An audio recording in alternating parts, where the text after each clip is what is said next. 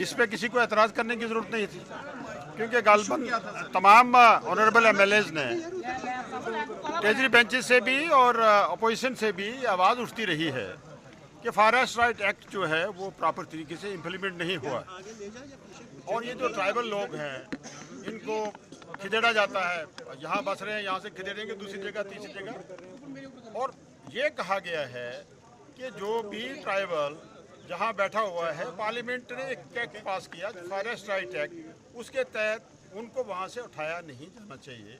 और मैंने ये कह दिया कि फॉरेस्ट राइट एक्ट जो है वो लेटर एंड इम्प्लीमेंट होगा, जो पार्लियामेंट ऑफ इंडिया का एक एक्ट है। इसमें किसी को परेशान होने की जरूरत नहीं।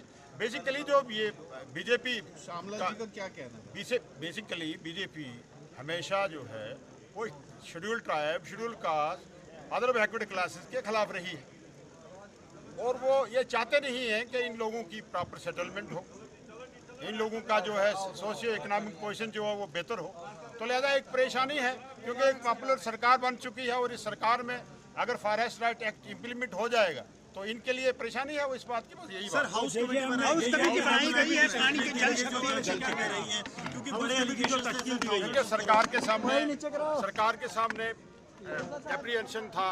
कुछ ऑनरेबल एमएलएज ने ये भी जाहिर किया कि यहाँ इसमें स्कैम हुआ है। वो मैंने एक्सप्लेन करने की कोशिश की कि हमारे 13,000 करोड़ रुपया रिलीज हुआ, 50% के करीब पैसा जो हमें आया, और उसमें से 50% जो है प्रोक्योरमेंट में लगा।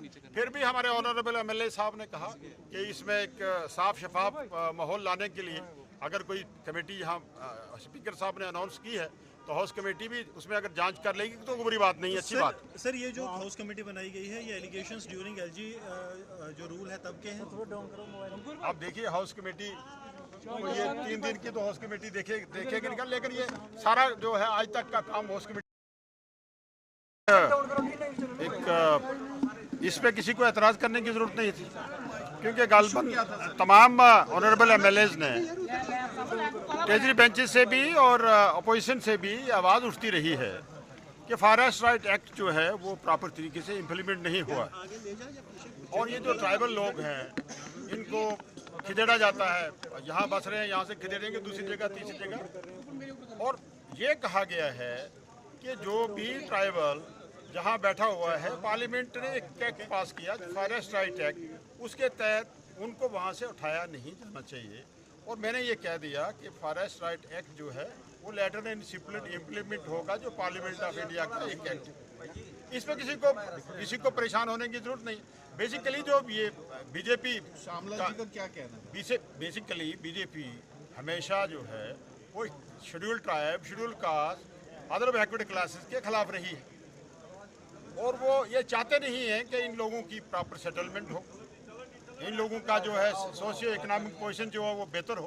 तो लिहाजा एक परेशानी है, क्योंकि एक पॉपुलर सरकार बन चुकी है, और इस सरकार में अगर फॉरेस्ट राइट एक्ट इम्प्लीमेंट हो जाएगा तो इनके लिए परेशानी है, वो इस बात की बस यही बात। हाउस कमेटी बनाई गई है, पानी की जल शक्ति कर रही है, क्योंकि बड़े सरकार के सामने एप्रीहेंशन था।